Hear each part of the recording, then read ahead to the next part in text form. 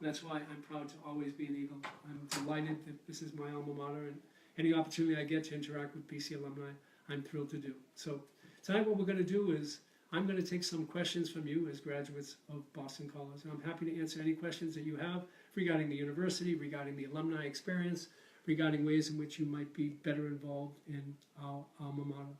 And hopefully it will be an opportunity for us to get to know one another, and maybe I can answer one of those lingering questions that you've long had in mind. So why don't we begin now with some questions.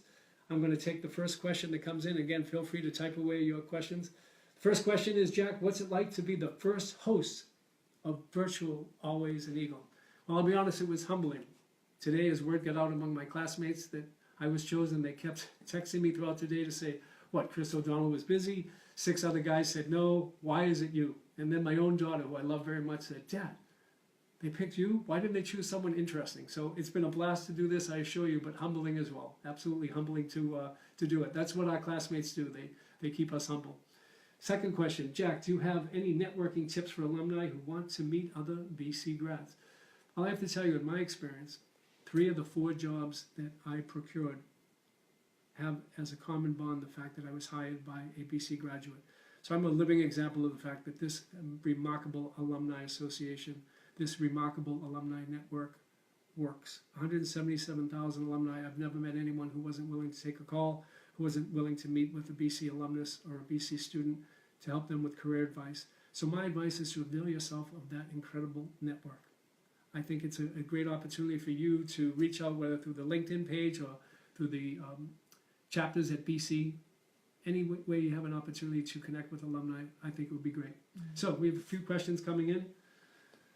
Having such a public job, how do you balance your professional and professional life? Well, as you can imagine, a university like ours with 14,250 students in a city like Chestnut Hill and a beautiful campus, there's a lot to do. There's a lot of interest in what happens here, a lot of interest in what our students do on and off campus. So clearly it's one of those jobs that's all consuming, but I love it. Again, as I said, I get to advocate for and defend my alma mater, and I consider that to be an absolute joy. Jack, as a BC parent, do you have any advice for parents of first-year students? To me, I think it has been an absolute joy to watch my son and my daughter have the same experience that I had. My advice is to get involved, to come to games with them, to come for the parents' nights, to get involved in any way. And to me, it's just been an absolute joy in my life to see them receiving the same wonderful education that I experienced, and to meet wonderful friends who I know they'll have for life. For me, that has been a great blessing to watch them enjoy BC in the same way that I did. Jack, can you talk about your experience as a teacher at BC? So I teach at Boston College, this course called Advanced Public Relations, and it's a blast. I get to impart my knowledge of public relations to students who I assure you are going to do a much better job of it than I. And it's wonderful. The only difficulty, we teach Monday nights from 6 to 8:30. Those of you who are here, remember those late night classes. It can be a grind to try to keep 20 students who are 18, 19, 20, 21 years old engaged from 6 to 8:30 on a Monday night. But I enjoy it, and I look forward every week to having the opportunity to spend with them. They inspire me. The students here at BC are amazing. They are such an inspiration. They do great things.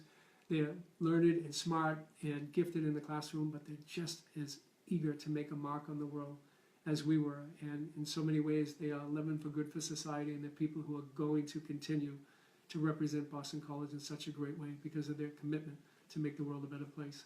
I'm very proud of our BC students. All right. What are some of the things you did at BC when you were a student? What are some of your memories? One of the things I was involved in, I'd gone to BC High, as James Hairston mentioned, so my closest friends were my BC High, BC friends, and I got to spend so much time just doing fun things with them. We were involved in a variety of different activities, and we continue to stay in touch now. I'm going to see my BC classmates. We just booked a night for getting together, a bunch of us from the great class of 1983 around Christmas time.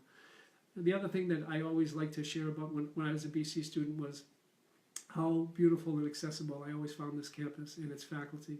One memory in particular, I remember one night I was in BAP's library, and I was studying for finals, and it was one of those incredibly snowy nights. And you know how well-guarded BAP's is. You didn't even realize the snow was howling. And then I walked outside around 1 in the morning, and I was on Linden Lane, and I had it all to myself. I was the only one on that road, and I will never forget how beautiful of an experience that was. And every now and then when I walk through this campus, late at night, I think of those moments when I had the school all to myself. Just a beautiful, beautiful memory in a school that I cherish. So, Jack, do you have any networking tips for alumni who want to meet other BC grads? Well, I mentioned the importance of working with the LinkedIn network. I mentioned the importance of attending alumni events, and I highly recommend that you get involved through chapters at bc.edu. BC does an excellent work with social media, so I highly recommend that you follow the social media feeds, the vehicles here at BC, because they offer an ample number of opportunities for you to get involved.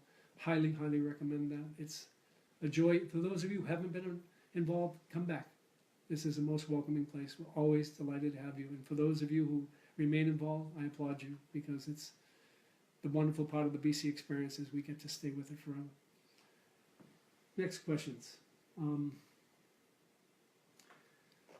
I have a question regarding football. Is BC football going to stay in the ACC? It's a good question, and I'd expect it. The answer most definitely is yes. We are very proud to be in the ACC, and they're very proud to have us. I assure you, they are delighted that BC is a partner. And we chose to join the ACC because we're looking for conference stability, and we're looking for universities in a football conference who are much like us. And we found that, and it's been a great fit for both of us. We bring them a Northeast market, and we bring them one of the best academically ranked schools in the United States. As you know, every year there is a category for graduation rates. Came out yesterday, and BC once again placed in the top 5, as we always do. Of the FBS schools for graduation rates, it's always the same. It's Notre Dame, it's Boston College, it's Stanford, it's Duke, and it's Northwestern. And BC once again is proud to be among the top 5 in that category. So we've had a tough year in football, no doubt. I'm as frustrated as you are. I love BC and I love BC football. But statistically, we are the youngest team in the ACC. Coach Adazio is playing more freshmen, more sophomores than any other team. And he has a lot of good talent as red shirts, and he has a lot of good recruits coming in. So I have every confidence that we can turn things around. Steve's a smart coach.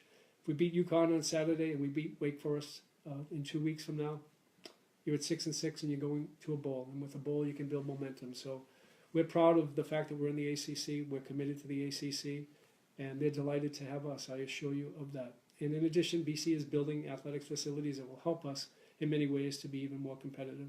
Among those facilities is a new indoor athletics field house that we're looking to construct beginning this year, 2017. We're building, as you know, a new recplex to replace the Flynn Rec Complex.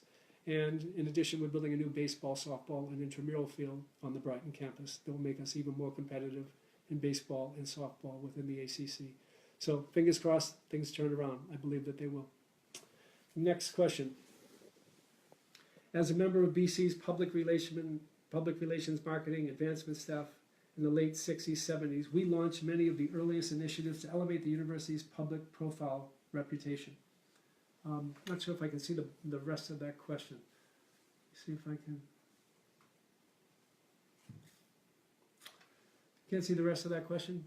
See if there's any way to pull that up. As a member of the, there it is, okay. As a member of the PR advancement staff in the early 60s, we launched many of the earliest initiatives to elevate BC's public profile and reputation. While we enjoyed a lot of success, it seems like the dark ages compared with all that you and your colleagues do today. Congratulations on all that you do and accomplish for BC. Very impressive results. The video presentations these days are really impressive. Love them. Thank you for that question from Raymond Mitchell. I really appreciate that feedback. I hired a BC graduate named Sean Casey to capture the splendor of this university, and his videos are breathtaking. I highly encourage you, if you haven't seen them, to go on the BC YouTube page. And Sean always does remarkable work in touting the unique beauty, the distinctiveness of this school, this campus, and the BC experience. And I'll pass along your kind words to Sean. So thank you for those good words. Hi, Jack. Thank you for doing this first ever virtual. It's a little slow to jump up. This is from Andy Bartlett from Facebook Live. There's been a lot of talk about the field house. What does that stand, and will we see it soon? So the athletics field house will provide us an opportunity to practice indoors. As you know, when they practice on Alumni Stadium or on Shea Field, they do it in inclement weather. It can be difficult. Every school in the ACC except for BC and Miami has an athletics field house. So we're embarking on it now, and we expect We're going through the City of Boston for the permitting process as we speak. We expect construction to begin in 17, and we hope that it will be completed by the end of 18, 19 at the latest, and provide an invaluable resource for Boston College. It's going to be a great addition and will help us enormously in not only football but all the sports. It will be accessible to all of the sports. We'll continue to put the bubble over the field in Alumni Stadium in the wintertime, but having an indoor facility will help with football practices as well as lacrosse, soccer, rugby, any sport that's looking for a place to play. So it should be a great addition for BC and something that we're very, very excited about. How certain are you, Jack, that BC will always value and preserve its Jesuit Catholic mission and heritage? To me, I have every confidence that BC will remain that commitment to its Jesuit Catholic mission and heritage. It's our calling card. It's what makes us distinctive. We are a wonderful university, one of the best universities in the United States academically. But our distinctiveness is that we are a Jesuit Catholic university that is proud to focus on student formation. So we know our students are bright. We know our students are engaged. We know our students are ready to excel in their chosen fields. But we also know that they're going to bring with them values instilled with them through their BC experience that are going to enable them to make a difference in the world. That's the BC difference. That's our calling card. And I assure you that that commitment will never waver. Charles Datry from Facebook. I just did a multi-college show with my daughter, and it's just a little bit of lag before this comes up. We're doing this for the first time, you know. This is all new for us, but hopefully it's working. And BC was the only top-tier school which doesn't use alumni interviews as part of the admissions process. Why not? Excellent question. Basically because we're a university that has 30,000 applicants, it would just be overwhelming for our admissions staff to do those interviews. So instead they rely on the recommendation, letters of recommendation. They read every word of every essay, both the Common App and the supplemental essay, to understand what the student is about. They read the guidance counselor's recommendations and any other letters that come in, and they look at their scores, their class rank, and their SAT or ACT scores. And we find that that gives us a very full and helpful picture of what a student would be like if he or she were to enroll at Boston College. So it's a good point, but my sense is those schools that are conducting interviews are probably schools that aren't getting the 30,000 applicants that BC receives every year.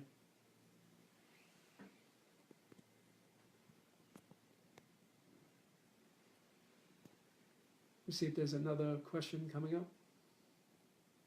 What was there's one that I just can't see just below the screen. Just curious about how many Jesuits does Boston College currently have? Do we remain the largest Jesuit community? Yes, we do. We have around 142 Jesuits. That would be Jesuits who teach at BC, Jesuit administrators, and Jesuits who are studying at School of Theology and Ministry who live in the Faber community on Foster Street. So it is the world's largest Jesuit community. It's the most vibrant and dynamic Jesuit community, and Jesuits throughout the world want to come to BC to study, to work.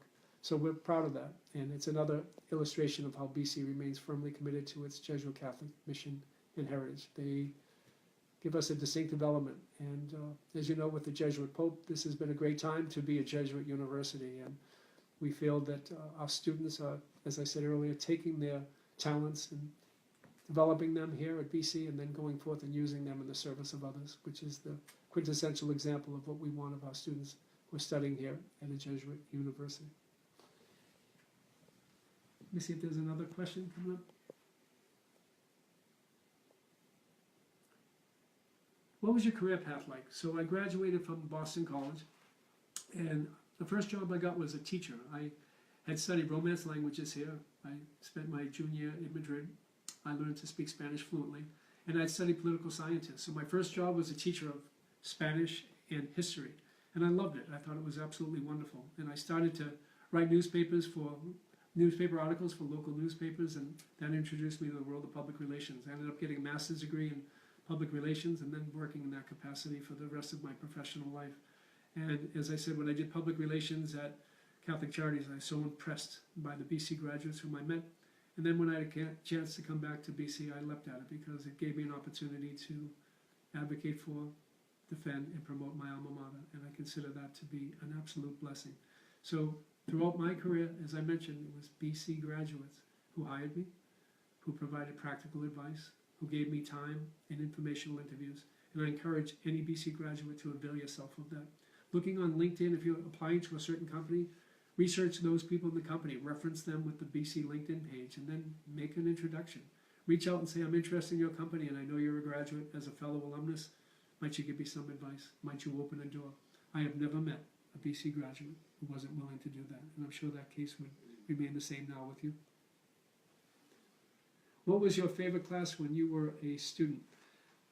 Probably the political science classes that I took. I just love politics. You grew up in an Irish Catholic family in Boston, you're going to love politics. And I just had so many amazing, amazing professors who got me to think outside the box, challenged me in a unique way. And I was delighted to be a political science major. I still engage in political conversations to this day. It's an interesting time to be a political science major now. And I credit my BC education with giving me an opportunity to understand the world. And something I'm very proud of. And the Romance Languages major, as a dual major, was just a great opportunity for me to learn a language that I continue to speak today. Recently, Father Leahy, the president of BC, organized a trip for administrators and trustees to follow the route of St. Ignatius of Loyola through northern Spain and all the way across to Rome. And it was a wonderful experience. And people kept saying, how do you learn to speak Spanish? Where did you learn that? And I said, from Boston College. Everything in my life comes back to Boston College, and I'm forever proud to say that I'm always an Eagle, and delighted to say that this is my alma mater, and even more proud as a parent to say that my kids are getting a great education here. That which you and I experienced so many years ago continues today. It is a very, very special place, a unique and distinctive place, a place that we're all proud to call our alma mater.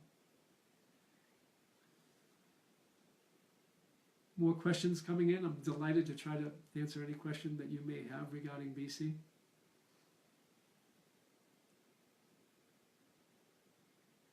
What is your favorite place on campus? I remember the first time when I was a freshman, I walked into Gasson Hall, and I walked into Gasson Rotunda. Interestingly, I was going to see one William Neenan, who was then involved in arts and sciences as a dean. And I walked into the rotunda, and I thought it was just the most beautiful place I'd ever seen in my life. I was just awestruck by it. And I'll be honest, I've been here for 18 years, and I graduated from BC in 1983. And when I'm returned to campus, or when I'm walking across campus, I am still awestruck by the beauty and splendor of Gasson Hall and that beautiful rotunda. And like all of you who got to know him, I love Bill Neenan. He was just such a wonderful ambassador to BC. He was our pastor, and we miss him. And I miss Tom O'Connor, and I miss Jim McIntyre, and I miss great people that have passed, like, oh God, there's too many to mention here. John Mahoney, Sr. I miss them all, but their spirit remains here. They're very much a part of the BC of today, and I think it's our job as faculty administrator to do our best to carry on their legacy. They're here in spirit, they're always remembered, and they're some of the great people here who make BC such a distinctive and special place.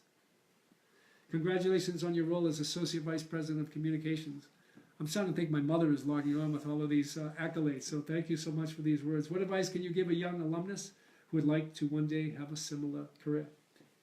Call me. I'd be happy to sit down and talk to you and share how I set my own path. In my case, I use journalism as an entree to public relations, and it has made all the difference. I love BC, and I think when I interviewed here for this position, it was obvious that I had a great love and affection for the university, and so having an opportunity to articulate that affection and promote BC is something that I love to do. But I'm an alumnus, you're an alumnus, this is what I'm referring to. Reach out, send me an email, jack.dunn@bc.edu, and I'd be happy to talk to you about how I charted my path and to offer encouragement to you to do the same.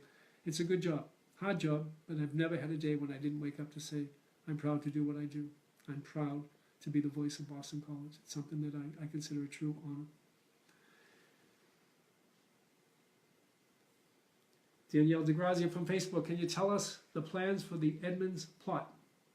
My home of 2 years, well, 2 years at Edmonds. It was hard. It was kind of emotional when it came down. It was really something to watch. But as you know, Edmonds Hall will be the site for the new Recplex. And I knew Bill Flynn. I loved working out in the Recplex, but its time has come. And to have a brand new, state-of-the-art recreation complex in that site is going to make a transformational difference at BC. The latest, greatest equipment, workout facilities, pools, places for aerobics, places for dance, and all of the things that today that make working out so fun and extensive. We're going to have it all, and it's going to be a wonderful resource for Boston College. That should open by the end of 18 and be available for students when they come for January of 19. So we're really excited. It's going to make a tremendous difference here at Boston College. Is a BC Magazine part of your department staff? Ben and his group produce a terrific product. I'm always proud to show it to people who are not connected to BC. I couldn't agree more. Ben Birnbaum has been the editor of BC Magazine for close to, I think, 30 years, and he does a remarkable job in telling the BC story, our distinctiveness, particularly the intellectual capacity, the rigor that BC has in the classroom, and the work that our faculty do in preparing our students to be successful. It's a great magazine, and I'm happy to pass your compliment on to Ben. Final question. So what is your favorite memory from your time at BC? I was here when Doug Flutie was playing football, and we hadn't been to a bowl in a long time. In the 40s, BC had tremendous success, but it had kind of eluded us over the years. And then one time we had a winning season because Doug was a freshman and sophomore, and we had a chance to go to the Tangerine Bowl. And I remember vividly, we threw tangerines on the field because we were so excited for the prospect that we were going to go to a bowl for the first time in 40 years. So that's one of the memories, as I told you, that great memory of walking down Linden Lane during the snowfall, memories of meeting friends in Baps Library. I saw the Joe Perry Project, half of Aerosmith with Steven Tyler in the Rat one day at a concert for $5. Who gets to see Aerosmith for $5? All of that happened here at BC, and they're joyful memories. The best days of my life I spent here, and I'm honored to be here now and delighted to have had a chance to spend 30 minutes talking to you, answering your questions, and sharing our mutual love and affection for our alma mater. Thank you, all of you, for logging in. I hope you enjoyed this. It was new, it was a different experience for me, but experience I've really enjoyed, and I hope we get a chance to do it again. Thank you for your support of our alma mater. Go Eagles. Good night.